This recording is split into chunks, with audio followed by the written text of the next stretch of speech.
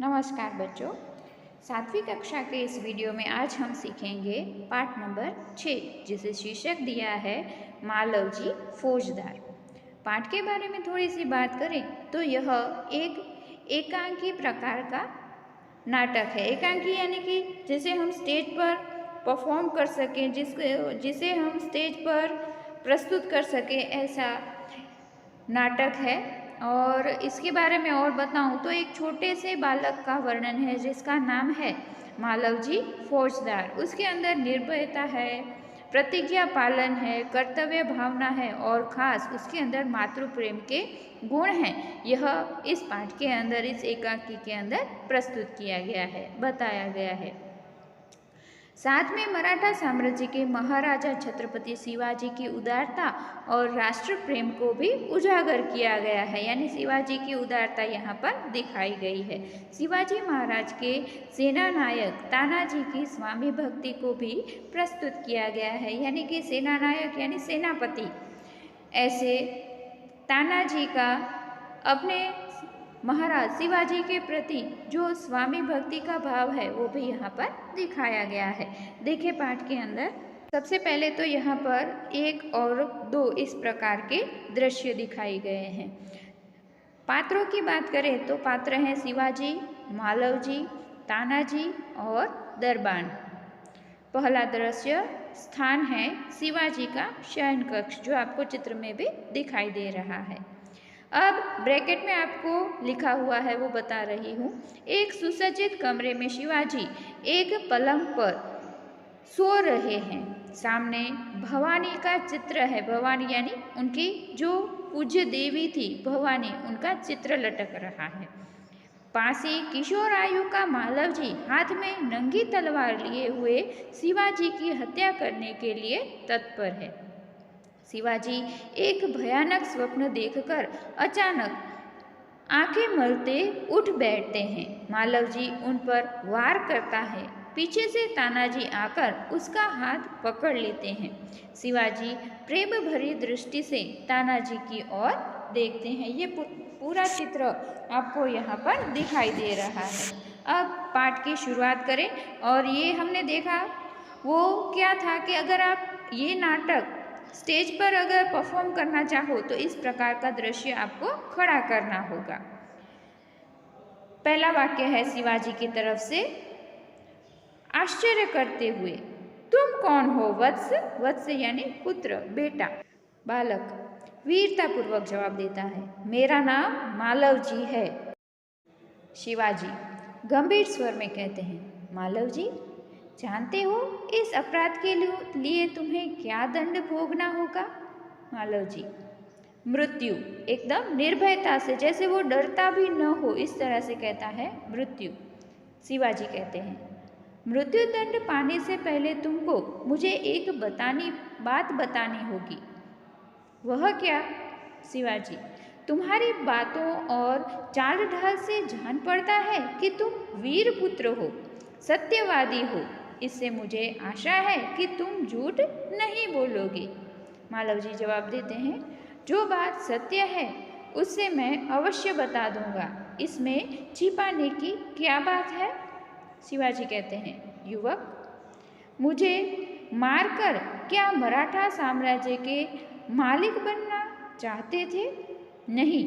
शिवाजी कहते हैं, क्या मैंने तुम्हें कोई हानि पहुंचाने की चेष्टा की है? चेष्टा यानी कोशिश की है। क्या मैंने तुम्हें कोई हानि पहुंचाई है, कष्ट पहुंचाया है?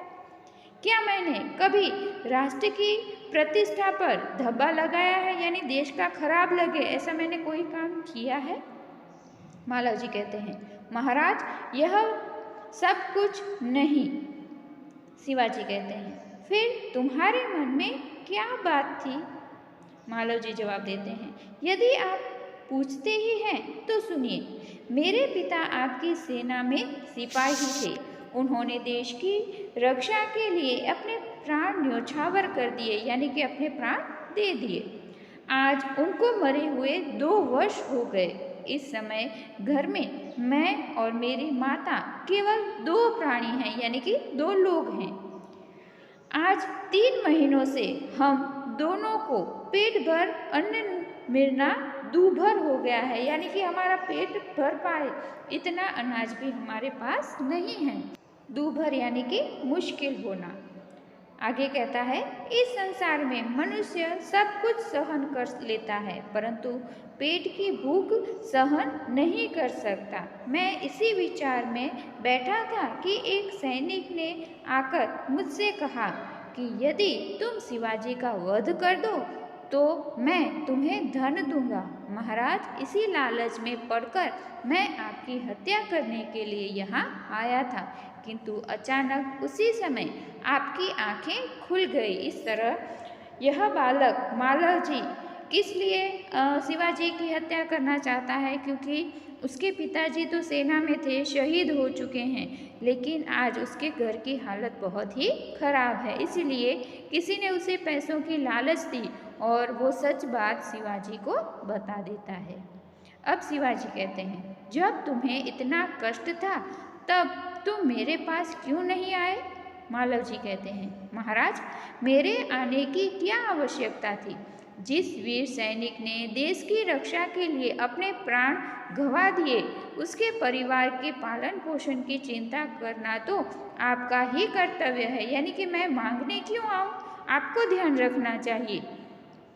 बालक की निडरता को मन ही मन सराहते हुए दिखावटी रोष में, यानी कि शिवाजी इस निडर बालक की, जो डरता भी नहीं है, शिवाजी को सारी बात बताता है, उसके लिए खुश हैं, लेकिन फिर भी झूठ मूठ का रोष यानी कि गुस्सा दिखा रहे हैं।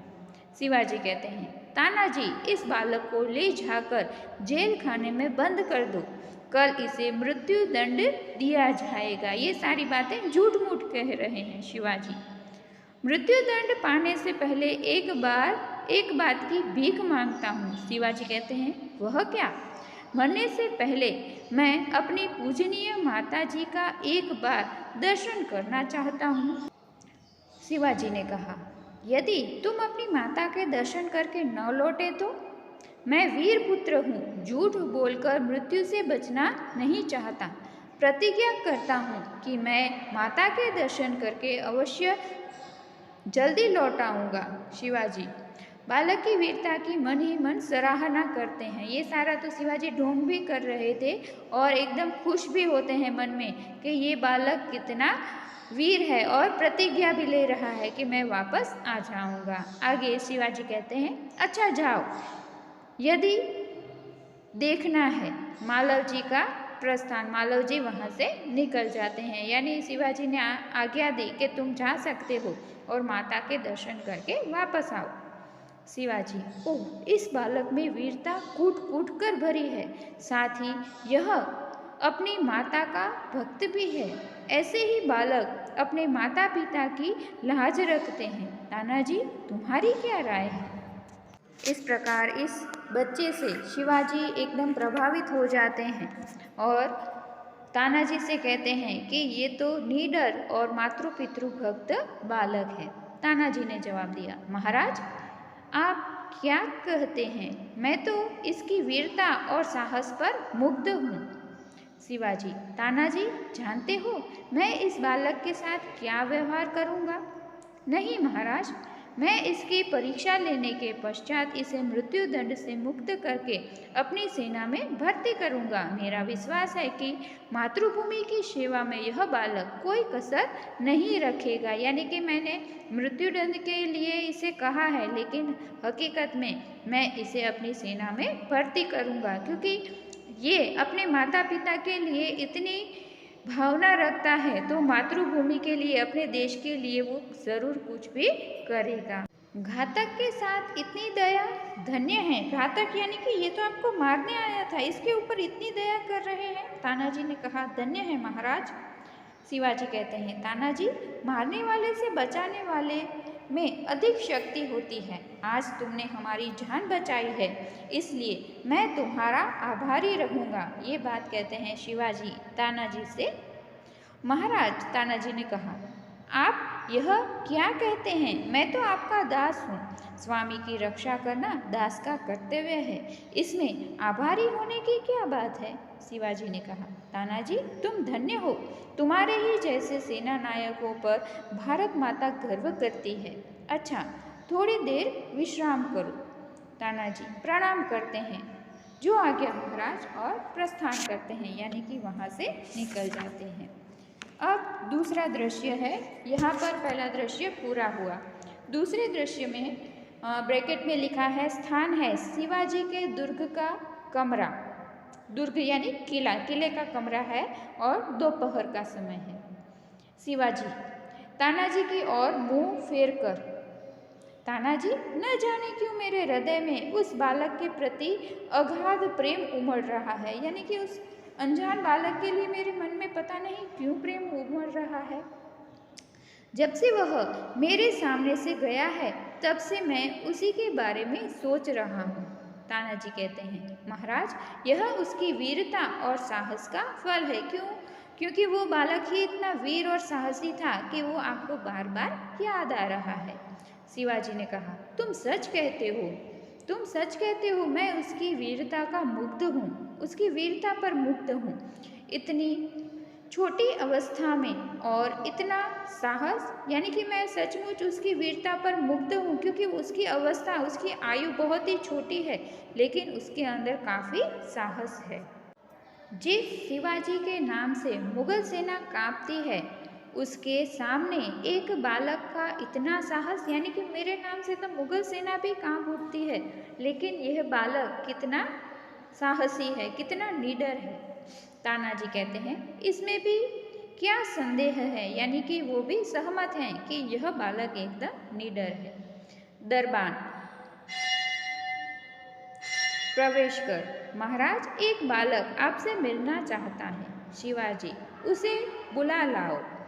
दरबान के साथ मालव जी का प्रवेश होता है, यानी मालव जी वापस आ गए हैं। महाराज आपका अपराधी मृत्यु दंड पाने के लिए प्रस्तुत है, यानी कि खुद ही मृत्यु दंड पाने के लिए मालव जी आ पहुँचे हैं। शिवाजी कहते हैं, वीरपुत्र तुम इतनी जल्दी कैसे आ गए? अब शिवाजी फिर से उसे पूछते हैं कि वीरपुत्र तुम इतनी जल्दी कैसे आ गए हैं? महाराज आपसे विदा होकर मैं घर पहुंचा। माता बड़ी देर से प्रतीक्षा कर रही थी, यानी इंतजार कर रही थी। देखते ही उसने मुझे छाती से लगा लिया। उस समय मैंने सोचा कि मैं उससे सारा भेद कह दूंगा, परंतु मेरी हिम्मत न पड़ी। अब मैं आपकी सेवा में उपस्थित हूँ, आप जो चाहें कर सकते हैं, परंतु मरने से पहले मैं एक बात और मांगता हूँ। कहो, वह कौन सी बात? शिवाजी उसे कहते हैं। तब मालव जी जवाब देते हैं, मेरी माँ की देख रेख का समस्त भार आप अपने ऊपर ले लीजिए। शिवाजी कहते हैं, वीरपुत्र तुम सचमुच क्षत्रिय पुत्र हो, यानी क्षत्रिय के एक योद्धा के बेटे हो। शिवाजी वीरों का आदर करता है, उसकी हत्या नहीं करता। अब तक मैं तुम्हारी परीक्षा ले रहा था। वत्स तुम मेरी परीक्षा में सफल हुए। मैं तुम्हारा अपराध क्षमा करता हूँ, यानी कि अब तक तो मैं जो तुम्हें मृत्यु दंड के बारे में कह रहा था वो सिर्फ तुम्हारी परीक्षा के लिए था, कि मैं देखना चाहता था कि तुम वापस आते हो कि नहीं। हकीकत में मैंने तुम्हारे अपराध को क्षमा कर दिया है, उसे माफ़ कर दिया है। मालव जी शिवाजी के पैरों में गिर जाते हैं। आप धन्य हैं। शिवाजी कहते हैं, मालव जी को छाती से लगाकर कहा, वीरपुत्र जिस प्रकार तुम अपनी माता के दुख से दुखी होकर व्याकुल हो रहे हो, उसी प्रकार मैं भी दुखी हूँ। रात दिन मैं इसी चिंता में रहता हूँ कि किस प्रकार भारत माता का दुख दूर करूँ।